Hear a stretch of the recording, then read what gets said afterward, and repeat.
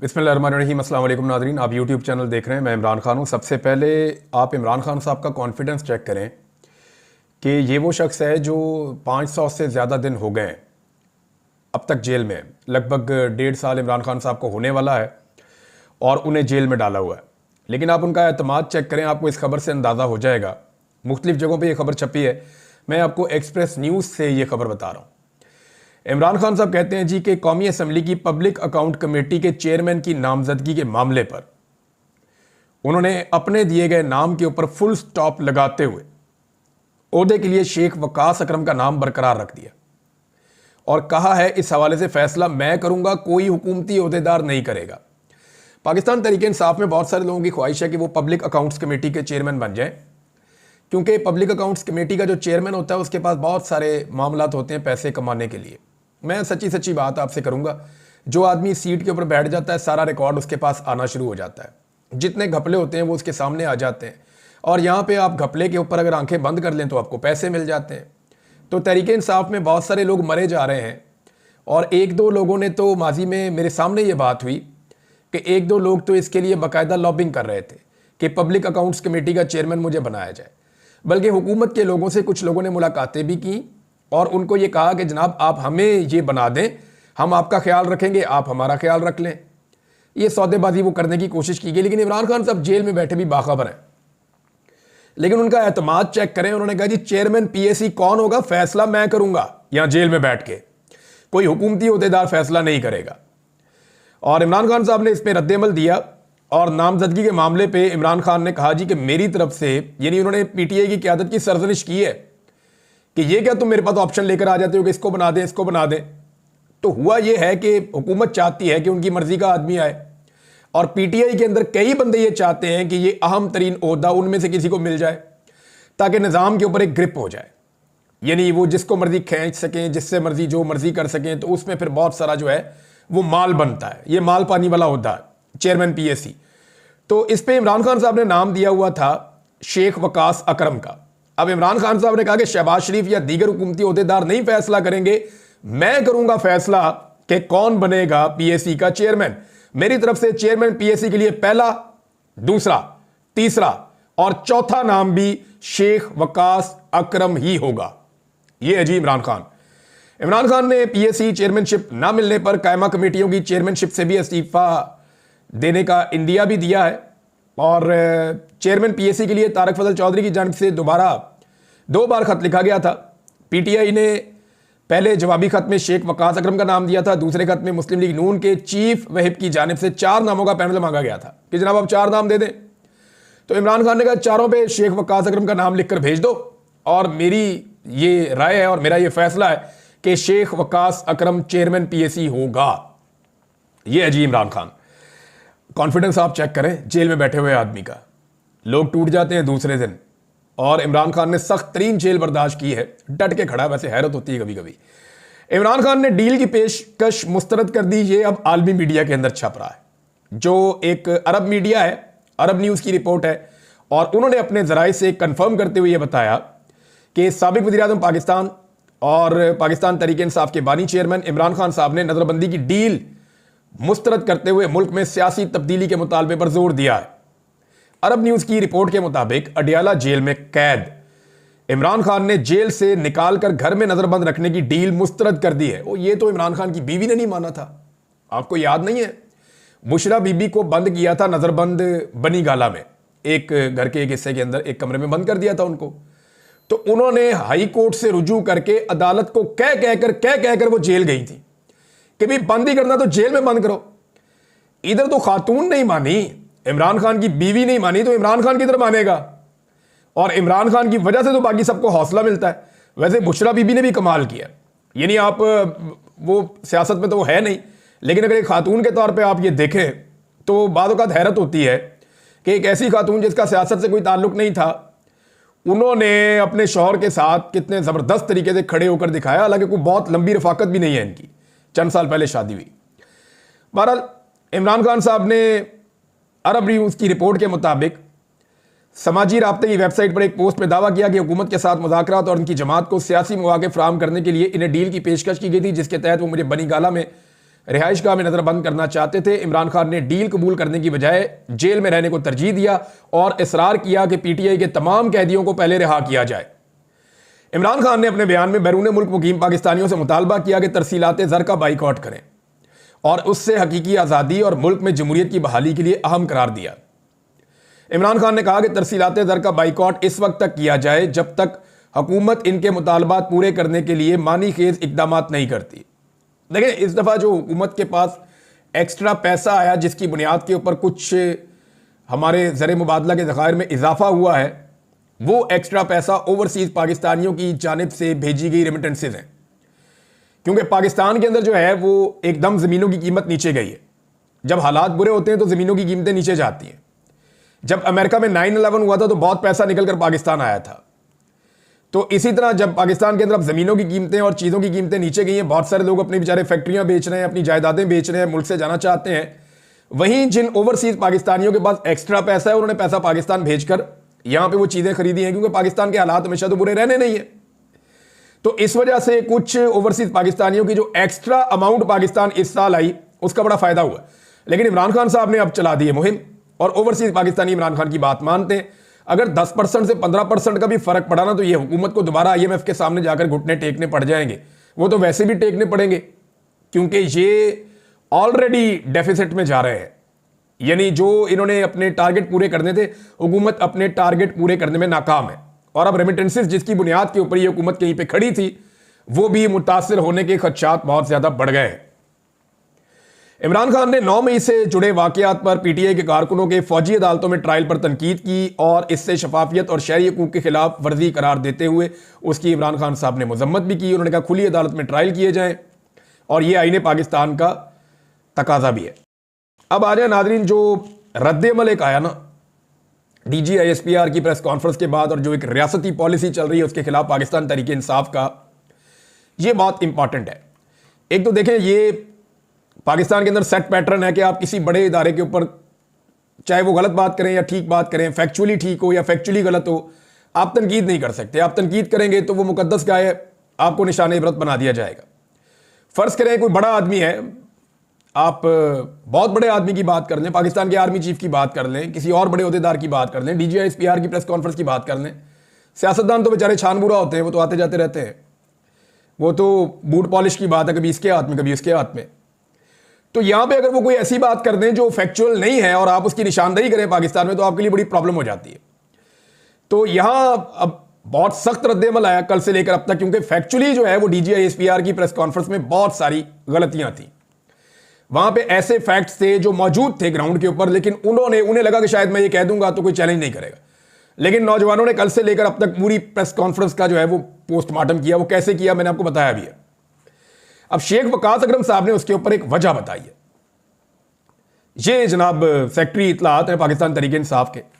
तो शेख साहब कहते हैं, जब इतने बड़े इदारे और इतने ऐसे इदारे के तर्जुमान जिससे कौम ने हमेशा मोहब्बत की है, उनके मुंह से लोग अपने कायद के खिलाफ प्रेस कॉन्फ्रेंस में गुफ्तगू सुनते हैं, तो फिर कौम के बच्चे नौजवान सोशल मीडिया पर अपना रद्द-ए-अमल देते हैं। ये नेचुरल है, लोग अपनी अपनी तबीयत के मुताबिक रिएक्ट करते हैं। आप इस पर फिर इसलिए बुरा ना मनाएं, क्योंकि अगर तर्जुमान जिम्मेदारी का मुजाहरा नहीं कर रहा तो इन नौजवानों से क्या तवक्को रखते हैं? कौन पुरअमन शहरी है, इंतशारी या दहशतगर्द है, इसका फैसला अदालतों को करना है। आप इमरान खान के करोड़ों वोटर्स को बगैर किसी जुर्म साबित किए हुए और अदालती कार्रवाई के बगैर, यानी इन अलकाबात से आप उनको ना नवाजें। ये शेख वकास अकरम साहब ने बात की है, जायज़ बात है।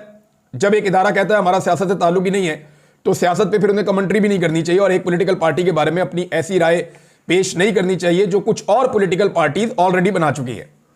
पाकिस्तान तहरीक इंसाफ ने एक बड़ा इंपॉर्टेंट मुतालबा किया है।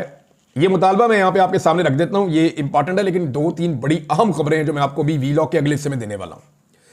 एक तो अमेरिकन एम्बेसी से कुछ लीक्स होने के खतरात हैं और ये बहुत सारे लोग कह रहे हैं, और कुछ ऑडिट मामला होने हैं जिनमें बहुत सारे लोग फंस जाएंगे। और यहां इस्लामाबाद में कुछ बड़ी अहम मीटिंग्स हो रही हैं।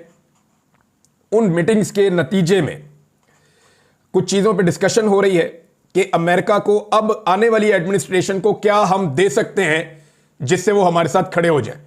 तो मैक्सिमम के ऊपर डिस्कशन हुई है। यहां मेरे एक सोर्स ने मुझे कुछ चीजें बताई है, मैं वो आपके साथ शेयर करता हूं। मुझे ये तो कंफर्म हो गया कि डिस्कशन हो रही है। किन चीजों पे हो रही है उस पर हम बात कर लेते हैं।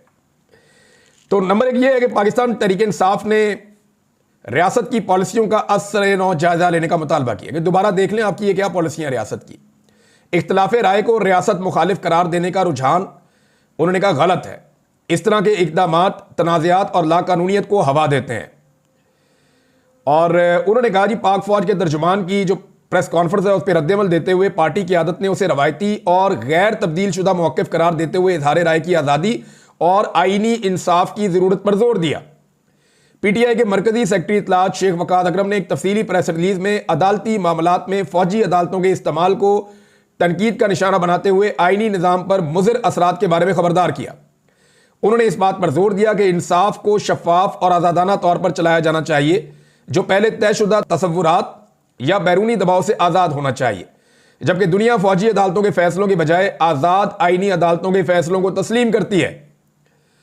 उन्होंने कहा जी सड़कों की बंदिश आप कर देते हैं, पुरअमन मुजाहिरीन की आप गिरफ्तारियां करते हैं, जमहूरी हुकूक पर हमला किया जाता है, इसकी हम मजम्मत करते हैं। पुरअमन एहतजाज हर सियासी जमात का हक है। ऐसे में आर्टिकल 245 के तहत सड़कें क्यों बंद हैं और निहत्ते वर्कर्स को गिरफ्तार क्यों किया जा रहा है? यह मसला प्रेस कॉन्फ्रेंस या बयानबाजी से हल नहीं हो सकता। सीसीटीवी फुटेज समेत काबिल एतमाद शवाहिद की बुनियाद पर आला सतह की आज़ादाना अदालती तहकीकात का मुतालबा करते हुए उन्होंने कहा कि डराना और धमकियां देना इस मसले का हल नहीं है। प्रेस रिलीज में मुल्क में मौजूद अफरा तफरी का जिम्मेदार नाकिस रियासती पॉलिसियों और बयानिए को करार दिया गया। पाकिस्तान तहरीक इंसाफ कह रही है पॉलिसी बदलो रियासत को। एक पॉलिटिकल पार्टी को दीवार से लगाने के चक्कर में पूरे पाकिस्तान को अपने खिलाफ कर लेना यह कोई दानिशमंदी नहीं है और इससे यह मामला खत्म नहीं होगा। इंसाफ के तकाजे पूरे किए जाएं तो चीजें खुल सकती हैं। अब जैसा कि देखें जुडिशल कमीशन अगर बन गया तो वो साबित कर देगा ना कि पाकिस्तान तहरीक इंसाफ के लोगों ने गोलियां चलाई या सिक्योरिटी फोर्सेस ने गोलियां चलाई। जुडिशल कमीशन बना दे, उनका क्लेम है पीटीआई का कि गोलियां सिक्योरिटी फोर्सेस ने चलाई। डीजीआई एसपीआर का क्लेम है कि नहीं गोलियां पीटीआई ने चलाई। तो इसके ऊपर एक जुडिशल इंक्वायरी करवा दें। जुडिशल इंक्वायरी में सबके इंटरव्यूज हो जाएंगे, फुटेज भी देख ली जाएगी, सीसीटीवी फुटेज मांग ली जाएगी, तमाम रिकॉर्ड तलब करके वो जुडिशल कमीशन आपको बता देगा किसने क्या किया है। तो जो विक्टिम होता है वो तो चाहता है कि इंसाफ हो। तो पाकिस्तान तहरीक इंसाफ जुडिशल कमीशन मांग रही है, जबकि हुकूमत और इदारे जो है वो जुडिशल कमीशन से भाग रहे हैं, वो देने के लिए तैयार नहीं है। तो यहां ये चीज है। और दूसरा एक और चीज भी खबर आई है, वो ये है कि पाकिस्तान तहरीक इंसाफ ने एक बड़ा फैसला किया है और वो फौजी अदालतों के मामले को पेशावर हाई कोर्ट में चैलेंज करने जा रहे हैं। यानी फौजी अदालतें एक और अदालत के अंदर चैलेंज होने जा रही हैं, यानी उनके जो फैसले हैं वो चैलेंज हो जाएंगे वहां पे। देखिए ना, कम से कम फैसले तो मिले ना, फैसले तो है ही नहीं। अभी तक शफाफियत का तकाजा ये होता है कि जब आपका ट्रायल चलता है किसी कोर्ट के अंदर तो आपको पूरा मौका मिलता है, आपके वकील वहां पे आते हैं। अब जो वकील वहां पे गए उनमें से एक दो से मेरी बात हुई है, मैं उनके नाम नहीं लूंगा, उनके लिए प्रॉब्लम हो जाएगी। उन वकला ने कहा कि जी हमें बाकायदा मना किया गया था कि तुमने बाहर निकल के कोई बात नहीं करनी वरना खुद जिम्मेदार हो गए। वो कहते हैं हम बाहर निकल के बता ही नहीं सकते कि अंदर क्या चल रहा है और अंदर किस तरह की प्रोसीडिंग हो रही है मिलिट्री कोर्ट के अंदर। और वो कहते हैं कोई इंसाफ के तकाजे पूरे नहीं हो रहे। अब जनाब अदालतों ने फैसला सुना के 105 बंदे थे, 105 के 105 ही गिल्टी कर दिए, सबको सजा मिल गई 2 साल से लेके और 10 साल तक। अब ये सजाएं हो गई हैं तो फैसले किधर हैं? अब वो तमाम लोग फैसले मांग रहे, लाओ जी फैसला दो। जब फैसला आता है ना तो उसमें लिखा जाता है कि डिफेंस ने ये कहा, प्रोसिक्यूशन ने ये कहा, यानी सरकारी वकील ये कह रहा था, जज ने इस बुनियाद पे फैसला दिया, ये वाले शवाहिद सामने आए। वो पूरा कई सफ़ों का फैसला लिखना पड़ता है। वो फैसले किधर हैं? वो फैसले अभी तक सामने नहीं आए। मुझे ऐसा लगता है कि वो फैसले बड़े अजीबोगरीब होंगे, क्योंकि देखें जो अदालतें होती है ना उनका पूरा एक तरीक़ाकार होता है चीज़ों को सुनने का, करने का। अब ये जो वहां पे जजेस हैं वो जूनियर ऑफिसर्स हैं और सीनियर ऑफिसर्स की राय क्या है वो आपने डीजीआई एसपीआर की प्रेस कॉन्फ्रेंस में देख ली। तो वो जूनियर ऑफिसर्स अपने सीनियर्स के खिलाफ कैसे जा सकते हैं? वो फैसले ऑब्वियस थे, सबको आइडिया था क्या फैसले आने। अब वो फैसले हैं किधर? अभी तक किसी को नहीं मिला। वो फैसले मिल जाए तो फिर इंसाफ के तकाजे पूरे होना शुरू हो जाएंगे, फिर ये अपील में भी जा सकते हैं। डायरेक्ट हाई कोर्ट के अंदर पाकिस्तान तहरीक इंसाफ चैलेंज करने जा रही है, देखते हैं वहां क्या होता है।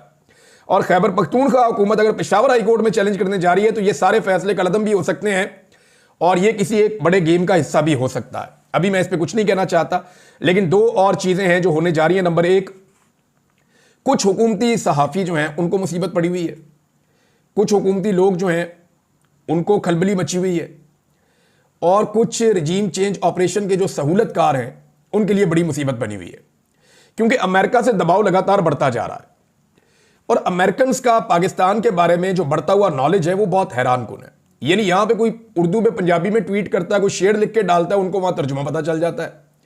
ऐसा लगता है कि उन्होंने इसके ऊपर बंदे डिप्यूट कर दिए कि एक एक चीज पे नजर रखो, या तो फिर जो इस वक्त अमेरिकन एम्बेसी है इस्लामाबाद में उसके अंदर बैठे हुए लोग बाकायदा जो ट्रंप की आने वाली इंतजामिया है उनसे अपने ताल्लुकात बेहतर करने की खातिर उनको रिपोर्ट करना शुरू हो गए और हर चीज बाकायदा ट्रांसलेट होकर उन्हें रिपोर्ट हो रही है, उस पर वो खुलकर रिस्पॉन्ड भी कर देते हैं। अब एक खदशे का इजहार किया जा रहा है और ये वो लोग कर रहे हैं जो एम्बेसीज के बड़े हल्का करीबी हल्के में रहते हैं। यानी इस्लामाबाद में ऐसे हमारे कुछ सहाफ़ी हैं जो ज़्यादातर डिप्लोमेटिक इनक्लेव के अंदर कभी इस एम्बेसडर को मिल लिया, कभी इसको मिल लिया, तो उन्होंने अपने एक ताल्लुकात अच्छे खासे बनाए हुए हैं। तो उनसे जुड़े कुछ लोगों ने ये खबरें दी हैं और खबर ये दे रहे हैं कि जो अमरीकी एम्बेसी है वहाँ से कुछ चीज़ें लीक हो सकती हैं। यानी ये लीक हो सकती हैं कि रिजीम चेंज ऑपरेशन के दौरान में कितना पैसा कैसे खर्च हुआ, किस किस से मुलाकात की गई, मुलाकात के अंदर किस तरह की बातें की गई, और वो जो मिनट्स हैं उन मीटिंग्स के या मुलाकातों के जिनको बाद में लिखा जाता है वो केबल्स जो है वो लीक हो सकती हैं।